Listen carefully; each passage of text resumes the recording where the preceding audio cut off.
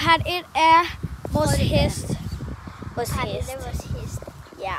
Vi faktisk kender vores hest, men vi skal faktisk prøve at teste nogle bær. Lad os gå i gang. Hej. Den nummer 3, det er faktisk bare en lille følge, men det kan I se lige lidt. Emil har lige... Skal vi gå derhen?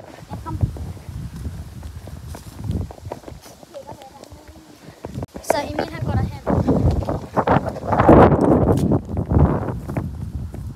Ja, der kommer noget!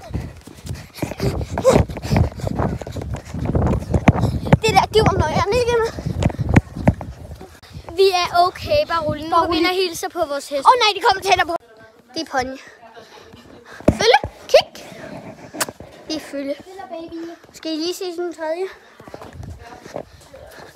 Det er den der.